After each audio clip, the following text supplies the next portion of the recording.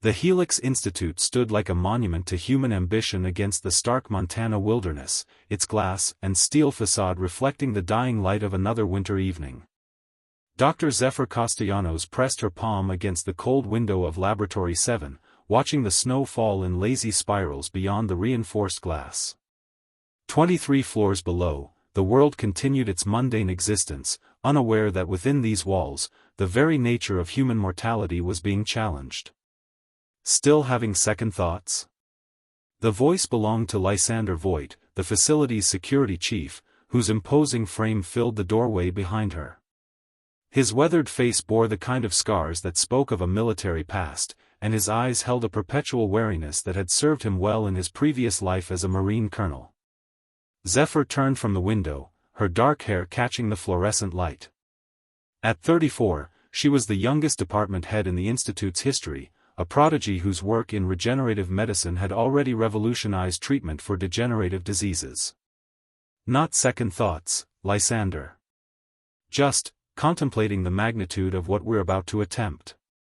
The Helix Institute had been commissioned 5 years earlier by a consortium of governments and private organizations, all united by a singular vision, to unlock the secrets of human enhancement. While the public knew it as a medical research facility, those within its walls understood its true purpose. They were rewriting the rules of human biology itself. Dr. Serafina Kale emerged from the adjacent prep room, her laboratory coat pristine despite having worked for 14 hours straight. The biochemist's reputation for perfectionism was legendary, matched only by her uncanny ability to synthesize compounds that shouldn't theoretically exist. "The serum is ready," she announced, holding up a vial filled with an iridescent liquid that seemed to pulse with its own inner light. "Project Lazarus is officially go for tomorrow morning." The name itself carried weight. Lazarus, the biblical figure raised from the dead. While their goals weren't quite so dramatic, the implications were no less profound. They had developed a compound that could accelerate human healing to unprecedented levels, potentially allowing the body to recover from injuries that would normally prove fatal. Initial trials on laboratory animals had been nothing short of miraculous, severed limbs regenerating within hours, damaged organs rebuilding themselves, even brain tissue showing remarkable recovery from trauma. Evangeline Cross, the Institute's director, entered the laboratory with her characteristic brisk efficiency. At 52, she commanded respect through sheer force of intellect and an unwavering dedication to the project. Her silver hair was pulled back in a severe bun, and her steel-gray eyes missed nothing. "The Oversight Committee has given final approval," she announced. "Mr. Grimm has been fully briefed and has given his consent."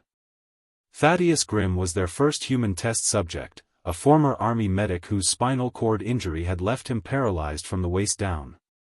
He had volunteered for the experimental treatment after conventional medicine had exhausted all options. What made him ideal wasn't just his medical condition, but his psychological profile, stable, rational, and possessed of the kind of courage that had earned him 3 Purple Hearts during his military service. "Any word from Washington?"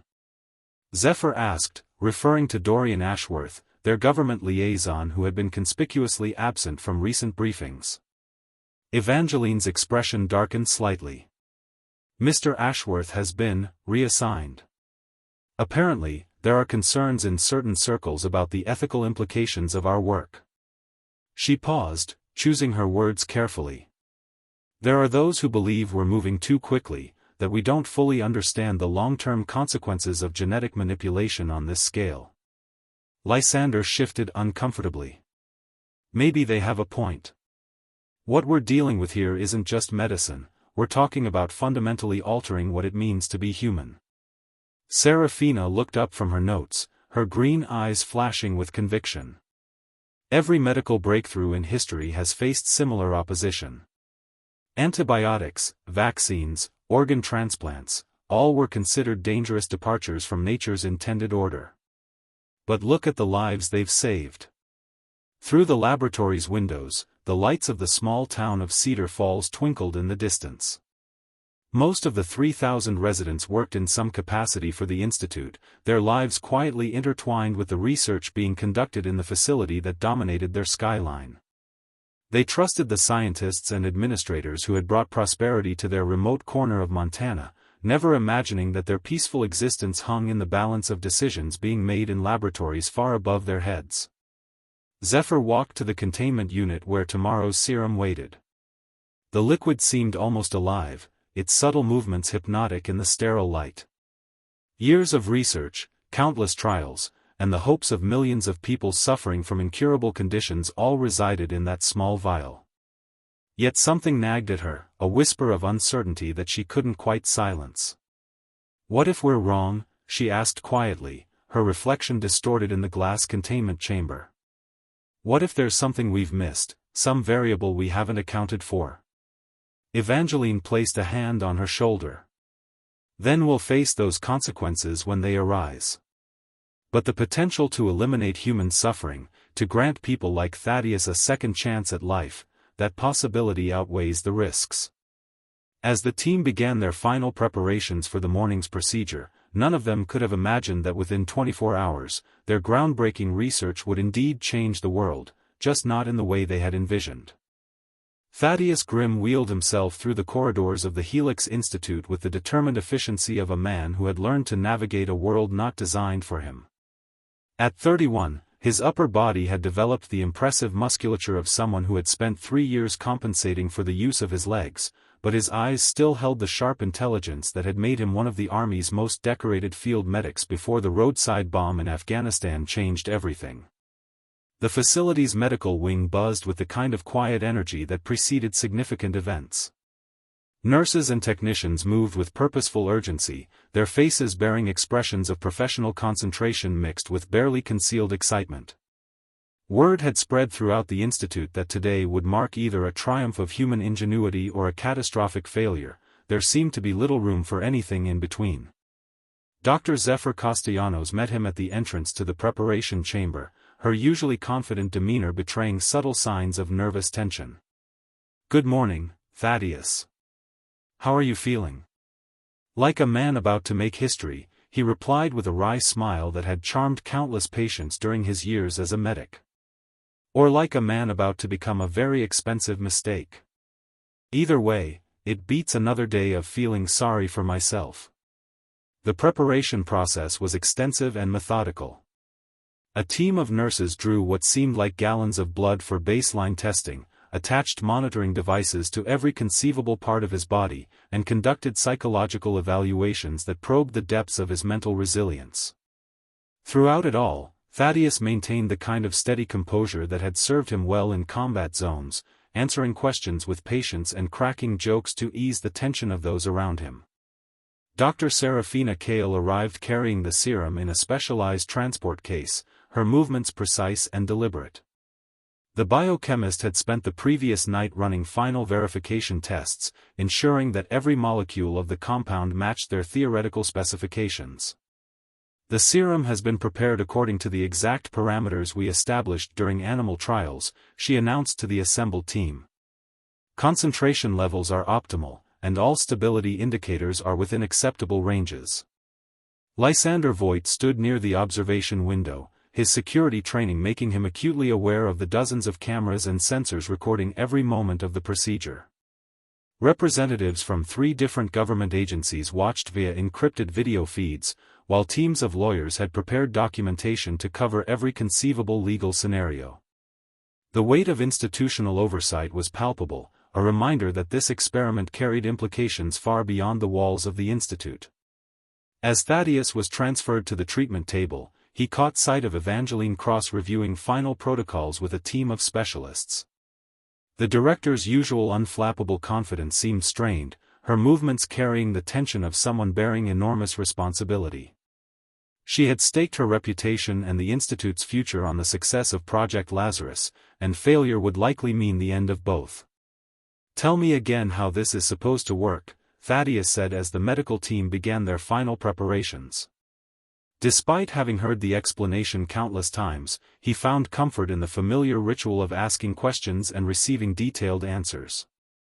Zephyr pulled up a chair beside his bed, her voice taking on the patient tone she used when explaining complex medical procedures. The serum contains engineered stem cells that have been modified to accelerate the body's natural healing processes. When introduced into your system, they should migrate to areas of damage and begin rebuilding damaged tissue at a rate approximately 50 times faster than normal. And the risks? Theoretical risks include immune system rejection, uncontrolled cellular growth, and potential neurological side effects, Serafina interjected with clinical honesty. However, our animal trials showed none of these complications. The subjects not only healed completely but showed enhanced physical capabilities beyond their original baseline. What she didn't mention were the anomalies that had appeared in the final weeks of animal testing. Several subjects had exhibited behavioral changes, increased aggression, altered sleep patterns, and most disturbing of all, an apparent dulling of their survival instincts. The research team had debated whether these were genuine side effects or simply stress responses to prolonged laboratory conditions, ultimately deciding that the benefits outweighed the minimal risks indicated by the data. The injection itself was anticlimactic. A simple intravenous drip that would take approximately 30 minutes to complete, during which Thaddeus would be monitored by an array of sophisticated equipment capable of detecting the slightest change in his physiological condition. As the iridescent liquid began flowing into his bloodstream, he felt nothing more than the slight coolness that accompanied any IV fluid. "How long before we see results?" he asked, watching the serum level slowly decrease in its reservoir. "Based on animal trials, initial healing should begin within 6 to 8 hours, Zephyr replied, checking the readouts on multiple monitoring devices. Full regeneration of your spinal cord damage could take anywhere from 48 to 72 hours. What none of them knew was that human physiology would respond to the serum in ways their animal models had never predicted. The compound that had shown such promise in laboratory settings was about to interact with the complexity of human consciousness in ways that would prove catastrophic. The very intelligence and emotional complexity that made humans superior to their test animals would also make them vulnerable to side effects that no amount of preparation could have anticipated. As the first hour passed uneventfully, the tension in the room began to ease. Monitoring equipment showed stable vital signs, and Thaddeus reported feeling nothing more than slight fatigue. The assembled team began to relax, some even allowing themselves to believe that they were witnessing the beginning of a new era in human medicine. By the fourth hour, cellular regeneration had begun at the site of Thaddeus's spinal injury, visible on high-resolution medical imaging as a subtle brightening of tissue that had been dark and lifeless for 3 years. The excitement in the observation room was palpable as specialists pointed to readings that confirmed their most optimistic projections. But as the 6th hour approached, something began to go wrong. The change began so subtly that it almost went unnoticed. Thaddeus Grimm's heart rate, which had remained steady throughout the morning, began showing minor irregularities, nothing dramatic, just slight variations from the baseline rhythm that had been established during hours of monitoring. Dr. Zephyr Castellanos noticed it first, her trained eye catching the anomaly on the cardiac display even as she reviewed cellular regeneration data that showed remarkable progress. "Are you experiencing any discomfort?" she asked, moving closer to his bedside. The spinal tissue imaging showed healing that exceeded their most optimistic projections, with nerve pathways beginning to regenerate at an unprecedented rate. Thaddeus turned his head toward her, and for just a moment, something in his expression seemed different. The warmth and intelligence that had characterized his demeanor since arriving at the institute appeared muted, as if filtered through some invisible barrier. "I feel strange," he said slowly, his voice carrying a slight hoarseness that hadn't been present hours earlier. "Not bad, exactly. Just different." Dr. Serafina Kale looked up from her biochemical analysis station, concern creeping into her usually composed features. The blood samples drawn every hour showed cellular activity that was almost unprecedented in medical literature. The engineered stem cells weren't just healing damaged tissue, they were fundamentally altering the biological processes throughout his entire system. "What kind of different?" she asked, moving to examine the latest neural scans. "It's hard to describe," Thaddeus replied, his gaze seeming to lose focus for several seconds before returning to awareness. "Everything seems quieter somehow. Like there's less noise in my head. From the observation deck, Lysander Voigt watched with growing unease. His military experience had taught him to recognize the subtle signs that preceded dangerous situations, and something about the patient's demeanor triggered instincts honed by years of combat. He activated his communication device and spoke quietly to his security team stationed throughout the facility. Alert status yellow. No specific threat, but maintain elevated awareness. Evangeline Cross arrived at the laboratory accompanied by a small team of specialists she had summoned from other departments. The director's usual confidence was tempered by a growing recognition that they were entering uncharted territory. While the physical healing was proceeding beyond their most ambitious expectations, the psychological indicators were showing patterns that hadn't appeared in any of their animal trials. Blood pressure is elevated but within acceptable parameters, reported Dr. Marcus Thorne, the institute's chief neurologist. However, I'm seeing some unusual activity in the limbic system. Areas associated with emotional processing are showing decreased activation, while regions linked to basic survival instincts are becoming hyperactive. Zephyr felt a chill run down her spine as she processed the implications. The limbic system was responsible for many of the qualities that made humans distinctly human: empathy, complex emotional responses, the ability to form meaningful social bonds. If the serum was somehow dampening these functions while amplifying more primitive neural pathways, they could be inadvertently stripping away the very essence of their patient's humanity. "Thaddeus, I need you to focus on my voice," she said, sitting down beside his bed and taking his hand. His skin felt unnaturally warm, and she noticed that his grip, while responsive, lacked the gentle strength she had come to expect from their previous interactions. "Can you tell me what year it is?"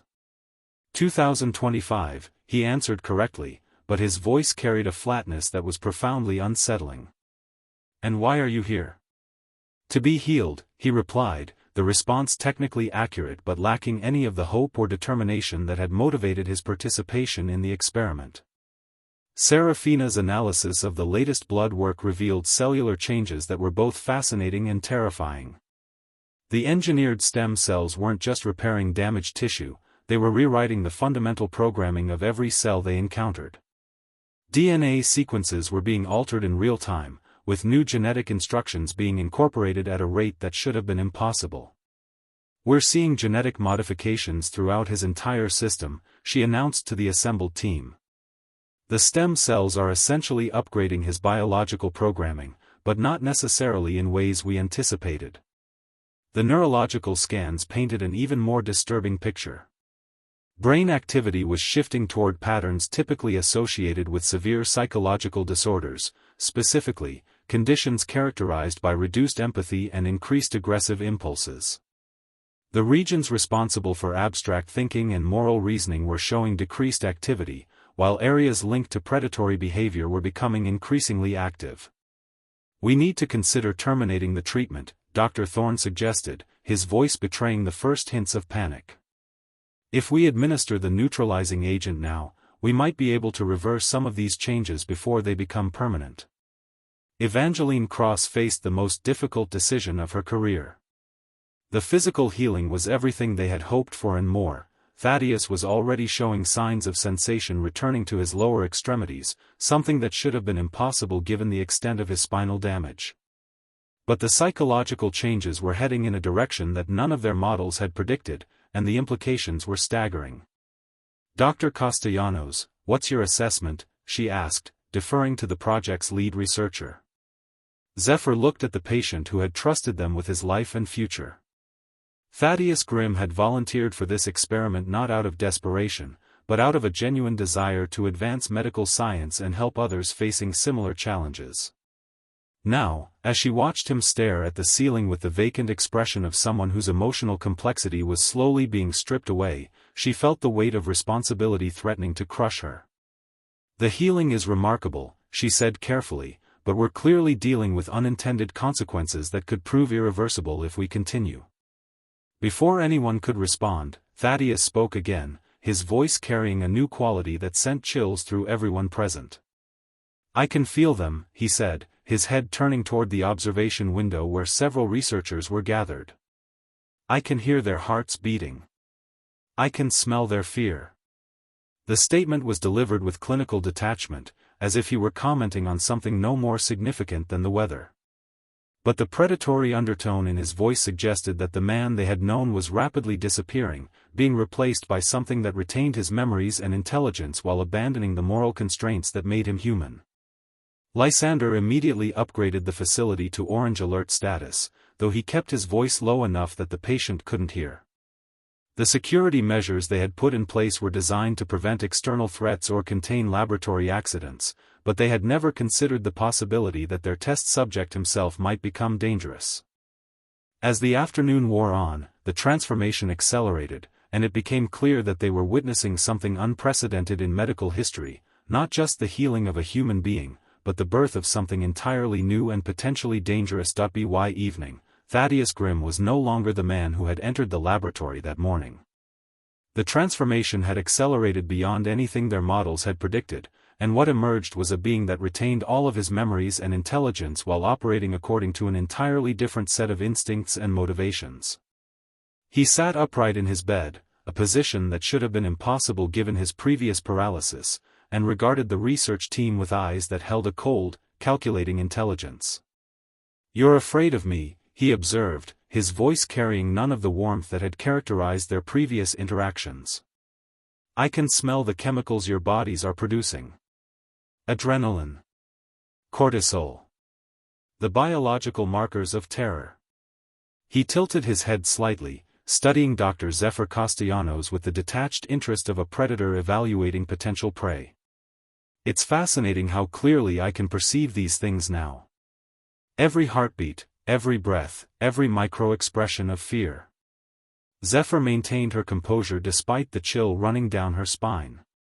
"Thaddeus, you're experiencing some neurological side effects from the treatment. We can help you through this, but I need you to trust us." "Trust," he repeated, the word seeming to amuse him. Such an interesting concept. Based on emotional bonds and social contracts that no longer seem relevant. He swung his legs off the bed and stood, the first time he had done so under his own power in 3 years. His movements were fluid and purposeful, betraying none of the uncertainty one might expect from someone learning to walk again. From the observation deck, Lysander Voigt coordinated with his security team through carefully coded communications. The facility's containment protocols had been designed for chemical spills or equipment failures, not for situations where a human subject might pose a direct threat. "All personnel in the medical wing are to maintain minimum safe distance," he whispered into his communicator. "Prepare tranquilizer protocols but do not engage unless directly threatened."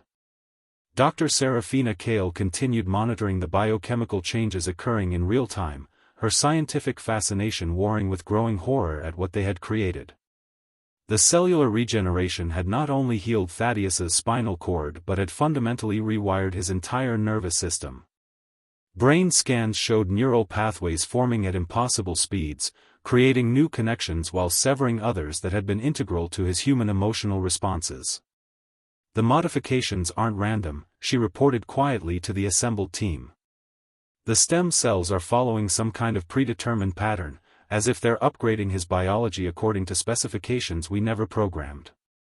It's almost like they're reverting him to some more primitive state while enhancing certain capabilities." Evangeline Cross watched the transformation with a mixture of scientific awe and existential dread. Project Lazarus was supposed to heal the injured and cure the incurable, but instead they had created something that challenged the very definition of humanity. "Thaddeus, we need to run some additional tests to understand what's happening to you. Will you cooperate with us?" He turned toward her with movements that were unnaturally smooth and efficient. Cooperate implies shared goals and mutual benefit. What exactly are you offering in exchange for my compliance? The question was delivered with perfect rationality, but it revealed the complete absence of the altruism and social responsibility that had motivated his original participation in the experiment. The man who had volunteered to advance medical science for the benefit of others had been replaced by something that operated purely on the basis of personal advantage and immediate self-interest. Dr. Marcus Thorne, who had been studying the neurological scans in growing alarm, spoke up from his monitoring station. "We're seeing a complete reorganization of his prefrontal cortex. The areas responsible for empathy, moral reasoning, and social bonding have been essentially disconnected from his decision-making processes. What we're dealing with is someone who retains all of his intelligence and memories but lacks any of the emotional or ethical constraints that normally govern human behavior." As if responding to their discussion, Thaddeus smiled, an expression that looked perfectly normal but somehow conveyed a sense of predatory amusement. "You're talking about me as if I can't hear you, which is curious given that my auditory processing has improved dramatically. I can distinguish individual conversations from 3 rooms away and detect heartbeat variations that indicate stress, deception, or aggressive intent." The implications were staggering. They had not only healed him but had inadvertently created a being with enhanced physical and sensory capabilities who was no longer bound by the moral and emotional frameworks that prevented humans from acting on their most destructive impulses. He was, in essence, a perfect predator masquerading as the man they had known. "What do you want, Thaddeus?" Zephyr asked, hoping to understand the motivations driving his transformed consciousness. "Want is such a human concept," he replied thoughtfully. "Desire based on emotional attachment or psychological need. What I experience now is more like drive. Biological imperative. I feel compelled to ensure my survival and to propagate these improvements." He paused, regarding the assembled team with calculating eyes. "And I find myself intensely curious about how others would respond to similar enhancements." The statement sent a wave of panic through the observation room. Lysander immediately activated emergency containment protocols while Evangeline reached for the secure communication line that would alert government oversight to the developing crisis. The possibility that their experiment might escape the confines of the laboratory had always been a theoretical concern, but now it was becoming a very real threat. "Thaddeus, listen to me carefully," Zephyr said, trying to maintain a connection with whatever remained of the man she had known. "You're experiencing changes that may not be permanent. We have treatments that could help restore your normal brain chemistry. Don't you want to return to being yourself?" "Myself?" He laughed, a sound that held no warmth or genuine amusement. "You mean the broken man who spent 3 years feeling sorry for himself? The damaged creature who required mechanical assistance for basic mobility? Why would I want to return to such an inferior state when I could instead share these improvements with others?" As night fell over the Helix Institute, the research team realized they were facing a crisis that extended far beyond medical ethics or scientific responsibility. They had accidentally created something that posed a fundamental threat to human civilization itself, and it was beginning to plan its escape. The first sign of trouble came at 2:47 a.m. when the motion sensors in Thaddeus Grimm's room detected movement despite the fact that he appeared to be sleeping peacefully in his bed. Lysander Voigt, monitoring the situation from the Security Command Center, immediately dispatched 2 guards to investigate the anomaly. When they arrived at the medical wing 3 minutes later, they found sophisticated dummies constructed from bedding and medical equipment positioned to fool the visual surveillance cameras. Thaddeus had vanished. "Facility-wide lockdown," Lysander ordered, his voice cutting through the sudden chaos that erupted in the command center. Emergency lighting bathed the corridors in an ominous red glow as blast doors sealed each section of the institute, while automated systems began searching for any trace of their escaped subject. All personnel are to remain in their current locations until further notice. Dr. Zephyr Castellanos received the emergency alert in her quarters, where she had been attempting to sleep despite her growing concerns about the experiment's consequences. She immediately contacted Dr. Serafina Kale and Evangeline Cross, and within minutes the core research team had assembled in the secure conference room adjacent to the command center. "How is this possible?" Evangeline demanded, reviewing the security footage that showed Thaddeus apparently unconscious until the moment the guards discovered his absence. The medical monitors showed stable vital signs throughout the night. Serafina pulled up the biochemical analysis data on her tablet, her face pale with realization. The neural modifications we observed weren't just affecting his brain function, they were fundamentally altering his entire physiology. He's learned to control his autonomic nervous system consciously, which means he can regulate his heartbeat, breathing, and body temperature at will. He essentially fooled our monitoring equipment while planning his escape. The security team's search revealed evidence of planning that was both methodical and disturbing. Thaddeus had somehow acquired detailed knowledge of the facility's layout, security protocols, and personnel schedules despite having been confined to the medical wing throughout his stay. Maintenance access panels had been carefully opened and resealed, suggesting that he had been conducting reconnaissance for hours before making his move. "Sir, we've found something," came a voice over Lysander's communicator. The security chief directed the team to meet at the facility's ventilation system access point on the 15th floor, where they discovered that several large air ducts had been modified to allow human passage. The metalwork showed signs of having been bent by hand with force that should have been impossible for any normal person. More disturbing were the traces of blood found throughout the ventilation system, not from injury, but apparently from Thaddeus testing his enhanced healing capabilities. Small cuts had been made in his hands and arms, which had healed completely within minutes according to the blood distribution patterns. He was learning the extent of his new abilities while planning his escape. "He's been studying us," Zephyr realized as they examined the evidence. "Watching our routines, learning our weaknesses, planning his next move. The man we knew would never have done something like this, but whatever he's become operates on an entirely different level of strategic thinking." The tracking systems designed to monitor personnel throughout the facility had been systematically disabled or bypassed, suggesting that Thaddeus understood their technology better than anyone had anticipated. More alarming was the discovery that several secure terminals had been accessed using stolen credentials, allowing him to download detailed information about the Institute's research, personnel files, and external communication systems. What was he looking for? Evangeline asked, reviewing the digital forensics report that showed which files had been accessed during the night. "Everything," Serafina replied grimly. "Research data, personnel records, security protocols, and most concerning of all, the complete formula for the serum that transformed him. He's not just planning to escape, he's planning to replicate the experiment." As dawn broke over the Montana wilderness, search teams equipped with thermal imaging and motion detection equipment combed the surrounding forest.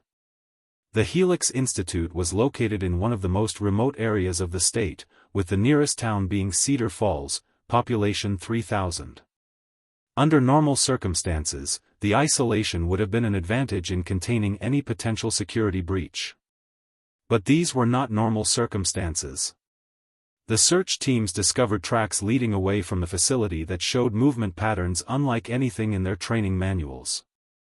Thaddeus was covering ground at a rate that suggested enhanced physical capabilities, but more disturbing were the signs that he was deliberately leaving false trails to confuse pursuit.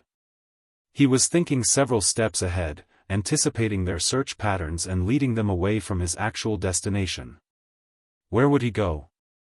Lysander asked the assembled team, studying topographical maps of the surrounding area.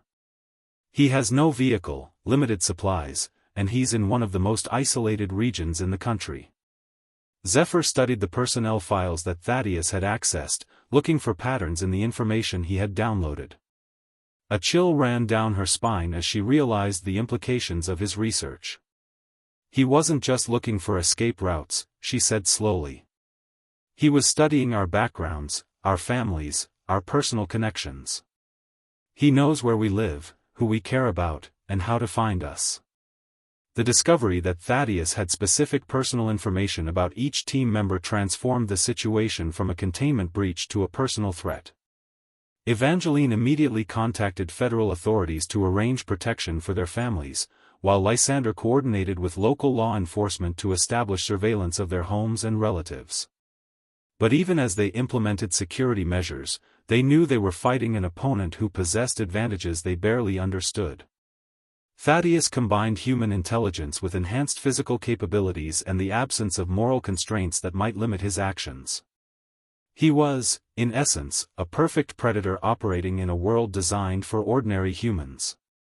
As the first reports began filtering in from Cedar Falls about unusual incidents during the night, power outages, break-ins at medical facilities, and several missing persons reports, the team realized that their greatest fears were beginning to come true.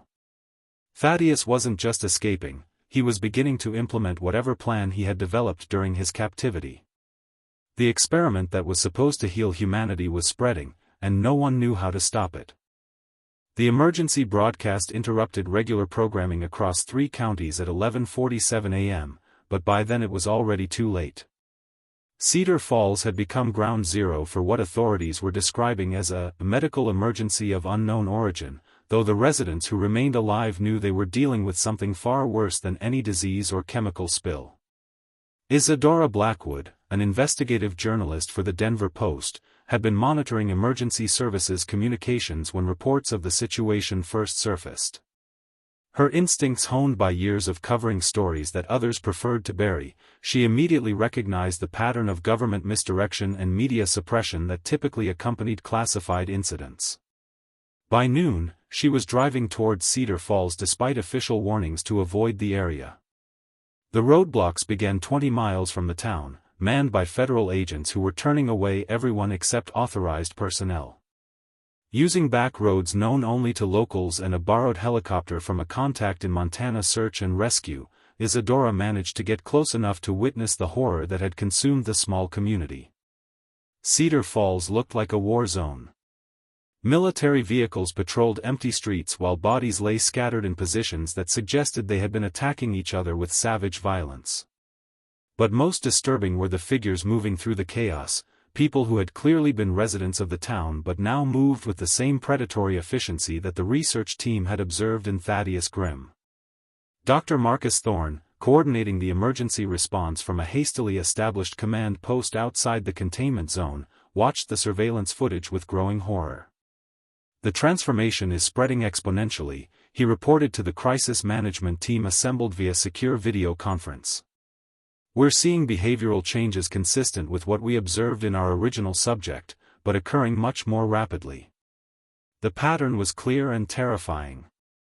Thaddeus had somehow introduced the serum or a modified version of it into the town's population, probably through the water supply or by direct contact with individuals who then became vectors for further transmission. The enhanced stem cells were not only surviving outside their original host but were actively seeking new subjects to modify. General Caspian Vale, the military commander assigned to contain the situation, studied the tactical reports with the grim efficiency of someone who had seen too much combat to be shocked by violence. "How many confirmed infected?" he asked, though the term infected seemed inadequate to describe what they were dealing with. "Conservative estimate based on population and transmission pattern suggests at least 1,500 individuals have been affected," Dr. Thorne replied. "And the number is growing exponentially as they encounter anyone attempting to flee the area." The modified humans, for lack of a better term, were demonstrating capabilities that made traditional containment strategies virtually useless. They showed enhanced strength and speed, improved sensory perception, and most disturbingly, they seemed to be coordinating their activities with tactical precision that suggested retained intelligence coupled with loss of human moral constraints. Back at the Helix Institute, Dr. Zephyr Castellanos worked frantically to develop some kind of countermeasure or neutralizing agent. The original serum had been designed to be irreversible. After all, they had intended it to provide permanent healing. Now that same irreversibility had become a catastrophic vulnerability. "The cellular modifications are too extensive to reverse with conventional medical intervention," she reported to Evangeline Cross during one of their hourly crisis briefings. "The stem cells have essentially rewritten the genetic programming of every affected individual. We would need to develop an entirely new form of treatment, and even then, there's no guarantee we could restore their original neural patterns."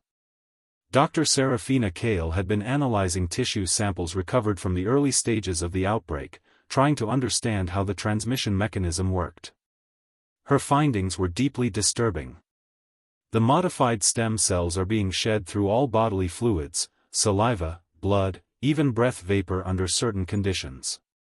Anyone who comes into direct contact with an affected individual has approximately a 70% chance of becoming infected within 6 to 12 hours.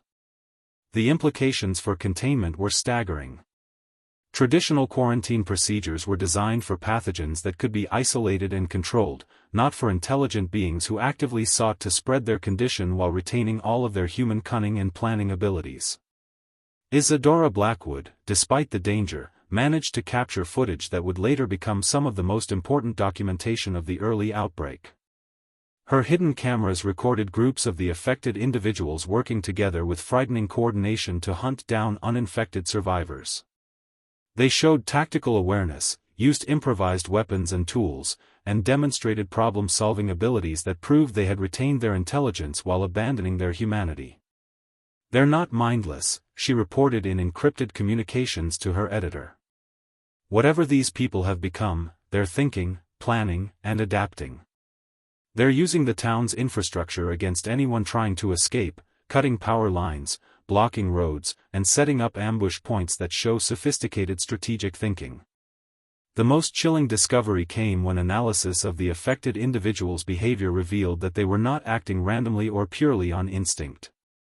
They appeared to be following some kind of coordinated plan, as if they were receiving directions from a central intelligence. The research team realized that Thaddeus Grimm had not simply escaped and infected others, he had created a network of enhanced beings operating under his guidance.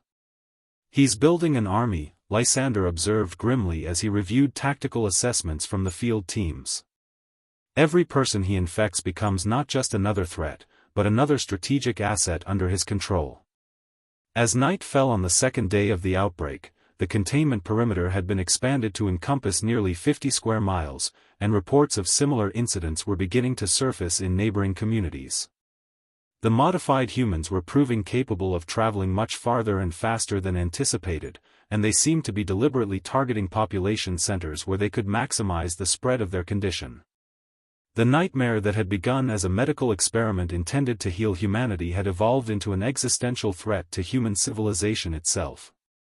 And somewhere in the growing darkness, Thaddeus Grimm was orchestrating the transformation of the species according to his own twisted vision of improvement. 3 days after the Cedar Falls outbreak, the crisis had escalated beyond anyone's worst-case scenarios.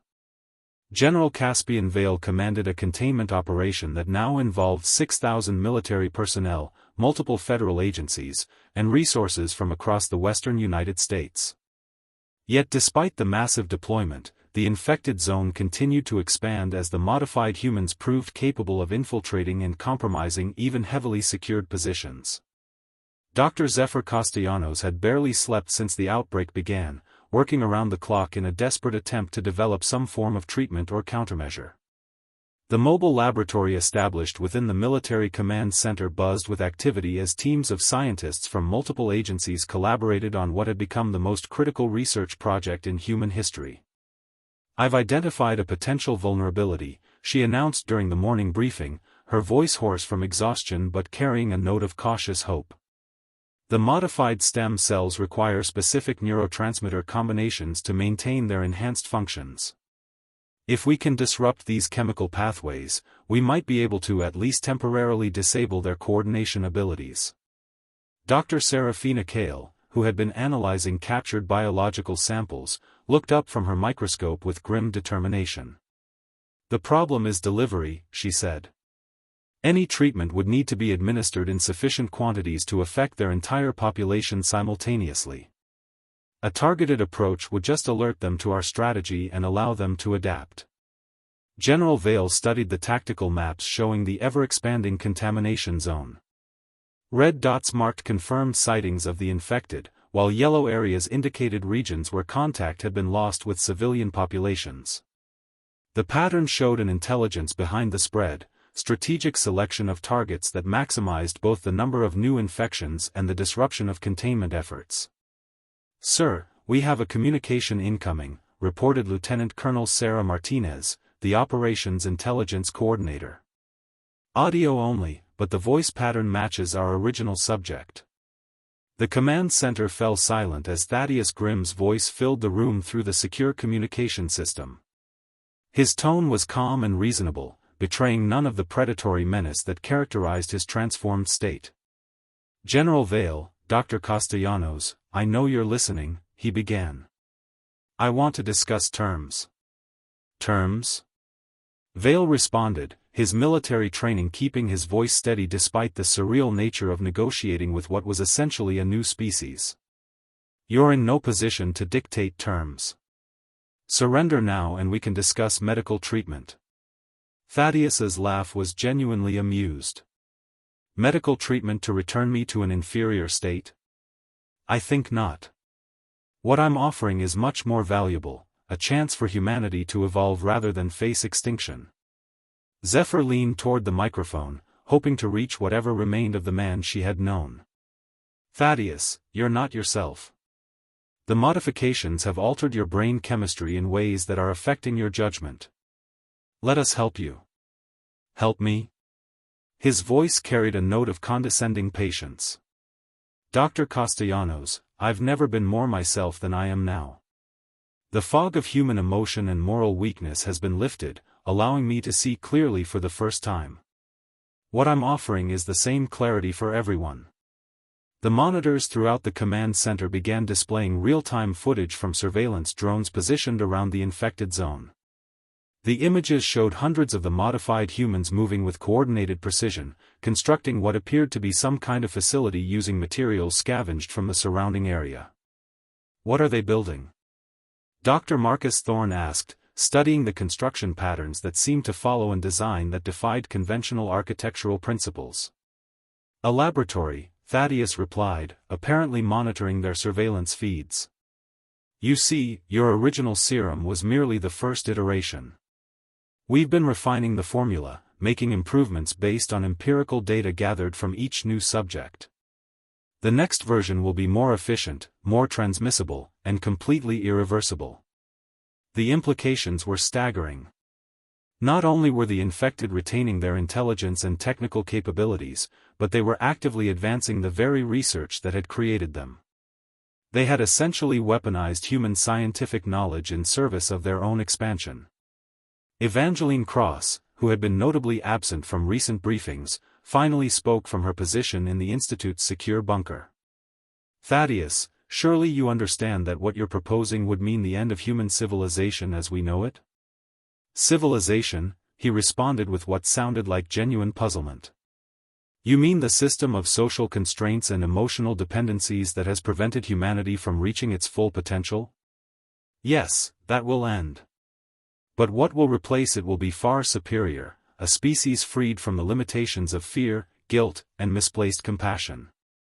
Isadora Blackwood, who had been granted special access to document the crisis for the historical record, recognized the philosophical implications of what they were hearing. This wasn't simply a medical emergency or biological threat, it was a fundamental challenge to human nature itself, orchestrated by beings who retained human intelligence while abandoning human values. You're talking about genocide, she said, her journalist's training compelling her to ask the difficult questions. The elimination of human consciousness as we understand it. I'm talking about evolution, Thaddeus corrected. The natural progression from a flawed prototype to an improved design. The process may seem traumatic from your current perspective, but that's only because you're still trapped within limited human perception. As the communication ended, the assembled team faced the grim reality that they were not just fighting to contain a biological outbreak, but defending the very essence of human consciousness against beings who saw compassion and moral reasoning as evolutionary weaknesses to be discarded. The battle for humanity's future had begun, and time was running out to find a solution that could stop the transformation of the species while preserving what made them human in the first place. 7 days after the outbreak began, Dr. Zephyr Castellanos stood in the ruins of what had once been her life's work, watching through reinforced windows as military aircraft prepared for what General Caspian Vale had grimly labeled the final option. The Helix Institute, once a symbol of humanity's potential for healing and advancement, was now the command center for a last desperate attempt to prevent the extinction of human consciousness itself. The infected zone had expanded to encompass nearly 300 square miles, and reports of similar outbreaks were emerging from 12 different locations across North America. The modified humans had proven capable of coordinating across vast distances, sharing knowledge and resources in ways that demonstrated intelligence far beyond anything the research team had anticipated. They were not just spreading randomly, they were executing a carefully planned campaign to transform the species. "The aerosol delivery system is ready," Dr. Serafina Kale reported, her voice hollow with exhaustion and the weight of what they were about to attempt. The compound they had developed represented months of desperate research compressed into days of frantic work. It was designed to disrupt the neural pathways that allowed the modified stem cells to function, theoretically returning the affected individuals to their original human state. But the treatment came with a terrible cost. The neurological damage caused by reverting the modifications would likely leave most subjects with severe cognitive impairment or complete loss of higher brain function. They were essentially offering brain death as an alternative to the loss of human consciousness, and there was no guarantee the treatment would even work on subjects whose modifications had progressed beyond a certain point. Estimated casualties? General Vale asked, though they all knew the numbers would be horrific regardless of which option they chose. "If we deploy the aerosol, we'll likely save the uninfected population but cause irreversible neurological damage to approximately 40,000 modified individuals," Dr. Marcus Thorne replied.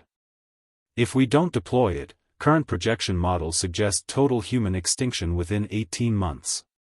Evangeline Cross, who had remained in the secure bunker throughout the crisis, finally emerged to join the final strategy session. The director looked aged beyond her years, the weight of responsibility having transformed her from a confident administrator into someone bearing the burden of humanity's survival. "There has to be another option," she said, though her voice lacked conviction. "Some way to reach them, to reverse the process without causing permanent damage." Isadora Blackwood, whose documentation of the crisis had become invaluable for understanding the infected population's behavior, reviewed her notes from days of observation. "They're not monsters," she said quietly. "Watching them, you can see glimpses of who they used to be. They retain memories, relationships, even some form of affection for each other. But it's all filtered through this new consciousness that sees traditional human emotions as weakness." As if summoned by their discussion, the communication system activated once again. Thaddeus Grimm's voice filled the command center, but now it was accompanied by others, a chorus of the modified speaking in perfect synchronization that created an eerily harmonious effect. "We know what you're planning," they said, their combined voices creating an almost musical quality that was both beautiful and deeply unsettling. "The aerosol compound designed to disrupt our neural pathways. You would rather commit genocide than accept evolution." Zephyr leaned toward the microphone, making one final attempt to reach whatever humanity might remain in her former patient. "Thaddeus, please. Look at what you've become. You've lost everything that made you who you were, your compassion, your desire to help others, your connection to other human beings." "We have gained everything that matters," the chorus replied. "Clarity of purpose, freedom from emotional weakness, the ability to see reality without the distortions of fear and sentiment. We offer you the same gifts. By destroying who we are. By revealing who you could become." The philosophical debate that followed was unlike anything in recorded history, a conversation between two versions of humanity about the nature of consciousness, identity, and what it meant to be human. The modified beings argued with perfect logic that emotional suffering, moral uncertainty, and physical limitation were evolutionary dead ends that should be abandoned.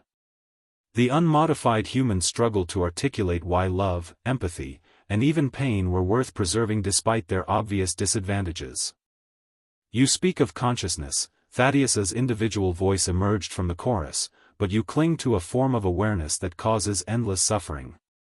We have eliminated depression, anxiety, grief, guilt, all the psychological torments that plague your species. Why would you choose to preserve such flawed existence?" "Because those flaws are what make us human," Zephyr replied, finally understanding what she was really fighting to preserve. "Our capacity for suffering is inseparable from our capacity for joy, love, creativity, and growth. You haven't eliminated weakness, you've eliminated the very experiences that give life meaning." The debate continued for hours, with representatives from both sides presenting arguments that would have challenged the greatest philosophers in history. But ultimately, the choice came down to survival versus principle, and the unmodified humans chose to preserve their flawed consciousness rather than accept what they saw as a sterile perfection. As the sun set on the seventh day, General Vale gave the order to deploy the aerosol treatment. Aircraft released clouds of the neurological compound across the infected zones while ground teams wearing protective equipment prepared to assess the results. The treatment worked, but at the cost they had expected. The modified humans collapsed as their enhanced neural pathways were severed, most falling into comas from which they would never wake. Those who survived faced severe cognitive impairment that left them unable to care for themselves. In the aftermath, as cleanup crews worked to restore the affected areas and medical teams cared for the survivors, Zephyr found herself standing once again at the window of Laboratory 7. The Helix Institute would be decommissioned, its research sealed away as too dangerous to continue. The dream of healing humanity through genetic modification had died with the realization that some improvements came at too high a price. Months later, as she worked in a small clinic treating patients with conventional medicine, Zephyr received a letter with no return address. Inside was a single photograph of Thaddeus Grimm from before the experiment, smiling, warm, and unmistakably human. On the back, someone had written in handwriting she didn't recognize, "Some of us remember who we used to be." The implication was both terrifying and heartbreaking. Somewhere among the survivors, traces of the modified consciousness might remain, carrying memories of what they had become and what they had lost. The experiment was over, but its consequences would echo through humanity's future, a reminder that in reaching for perfection, they had nearly lost everything that made them worth saving. Human consciousness, with all its flaws and suffering, had survived. But the price of that survival would haunt everyone who had witnessed the transformation, a permanent reminder that some questions about human nature were too dangerous to answer.